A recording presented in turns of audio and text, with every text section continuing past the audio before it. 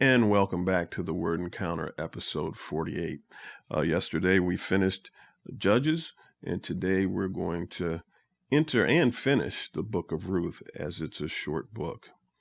The book of Ruth was written sometime after the reign of King David. We know this because at the end of the book there's a genealogy, and so we can see that it was written after King David, but it takes place during the time of the Judges, which is about a 300-year time span. Now, we don't know exactly when in that time frame the events of Ruth take place, but it's somewhere in that time frame. As far as the theme basically is that through Ruth's experiences, we see the demonstration of God's providence, His provision, His grace, His love. It's just a remarkable story. And so instead of just talking about it, let's go on and get started in it. Okay, so here we go. So we see that there was a man from Bethlehem in Judah. His name was Elimelech, and he was married to a woman named Naomi, and they had 2 kids. And they left Judah and they went to the land of Moab. I guess there was more promise for the family there. And so they left with their family. They had 2 sons. And so in verse 3, we see Naomi's husband, Elimelech, died, and she was left with her 2 sons. In verse 4, her sons took Moabite women as their wives. One was named Orpah, and the second was named Ruth. After they lived in Moab about 10 years, both sons also died, and Naomi was left without her 2 children and without her husband. So we see that tragedy has struck Naomi, and all the men of the family are gone.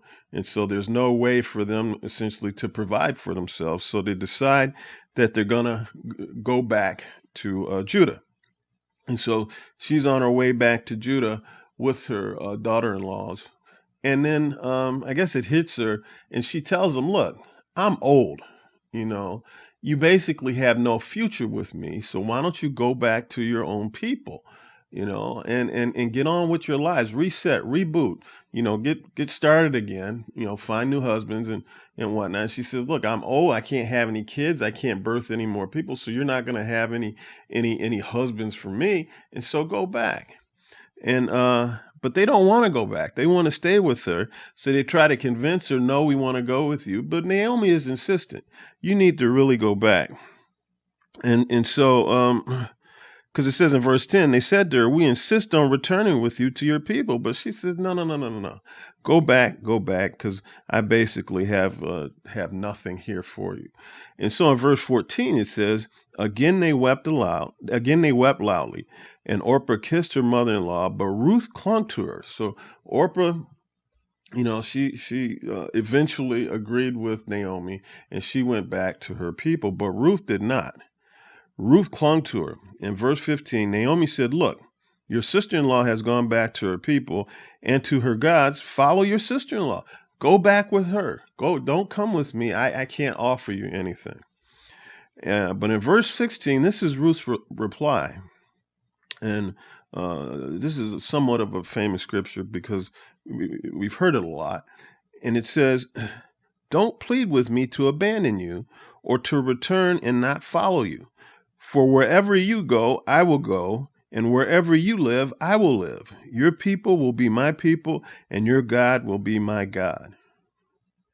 Wow. Verse 17. Where you die, I will die, and there I will be buried. May the Lord God punish me, and do so severely, if anything but death separates you and me. So we see that Ruth is committed to Naomi. And when this finally sinks in with Naomi, and she stops trying to convince her to leave, and they head on back to Bethlehem in Judah. And so they're entering Bethlehem, and the women notice that this is Naomi, and they're saying, isn't this Naomi coming back home? But in verse 20, this is Naomi's response. Don't call me Naomi, call me Mara. She answered, for the Lord Almighty has made me very bitter. I went away full, but the Lord has brought me back empty. Why do you call me Naomi, since the Lord has opposed me, and the Almighty has afflicted me? So she doesn't even want to be called Naomi because she's deep in her feelings now. She's like, look, the Lord has just turned his back on me, essentially. I'm worthless. I went away full. Now I'm empty. Don't call me Naomi. And so they get back into the territory. And then in chapter 2, in verse 1, now Naomi had a relative on her husband's side. He was a prominent man of noble character from Elimelech's family. His name was Boaz. Now, we don't know the relationship between her deceased husband and Boaz. The word just says that they were related. And so in verse 2, Ruth the Moabitess asked Naomi, will you let me go into the fields and gather fallen grain behind some with whom I find favor? And so they don't have anything to eat. And so Ruth is asking Naomi, will you let me go get us something to eat? And so she says, yes. Now remember, if we remember back, I don't know how long ago, there were gleaners that came behind the harvesters in the field, because the Lord instructed, don't pick up everything. And so as people, those poor people come behind you, they will pick up grain and whatnot so that they can feed themselves. And so Ruth is basically going to be a gleaner to come behind the harvesters. And so that's what she does. She finds a field and she starts gleaning. But she gets noticed. It says in verse 5, Boaz asked his servant who was in charge of the harvesters, whose young woman is this? So he sees some woman in his field that he doesn't recognize. So he's asking his bosses, who is this woman? In verse 6, the servant answered, she is the young Moabite woman who returned with Naomi from the territory of Moab. And so he notices what the situation is with her, and he goes to talk to her, and he wants to, find out what the deal is. And so he starts to give her favor. And so in verse 10, it says, she fell face down, bowed to the ground, and said to him, why have I found favor with you, so that you notice me, although I am a foreigner? So I'm not even of this people. I'm not from this land, but you have noticed me and have given me favor. Why? And in verse 11, Boaz answers her, everything you have done for your mother-in-law since your husband's death has been fully reported to me, how you left your father and mother in your native land, and how you came to a people you didn't previously know. May the Lord reward you for what you have done, and may you receive a full reward from the Lord of Israel, under whose wing you have come for refuge. And so he's telling you, essentially, your reputation has preceded you. I've heard about you. I've heard about your character. And this is why you're finding favor with me. And so what happens is Naomi picks up some more food until evening, and then she goes back to her mother-in-law. In verse 19, it says, her mother-in-law said to her, where did you gather barley today, and where did you work? And Ruth told her mother-in-law, whom she had worked with, and said, the name of the man I work with today is Boaz. And so in verse 20, we see that Naomi continued. So Naomi responded to her and said, essentially, may the Lord bless him. But then she tells Ruth, the man is a close relative. He is one of our family redeemers. So, or kinsman redeemers. And so what is a family or kinsman redeemer? And so this is a person who has the legal right, if a man is married to a woman and the man passes, then his brother was supposed to take over his wife and continue his family line. So if all the sons are gone, and then you had what we call family redeemers, or have what the word calls family redeemers. And so Boaz was a family redeemer for Elimelech's family. And so we go on to chapter 3, and it says, Ruth's mother-in-law, Naomi, said to her, my daughter, shouldn't I find rest for you so that you will be taken care of? Now, isn't Boaz our relative? And so Naomi is asking Ruth, she says, essentially, it's my responsibility to find your husband because you deserve this. You deserve to be taken care of. Now, this Boaz guy, isn't he a relative? And so we go on to verse 3. It says, she's talking to Ruth, and she says, okay, we're going to put together a plan.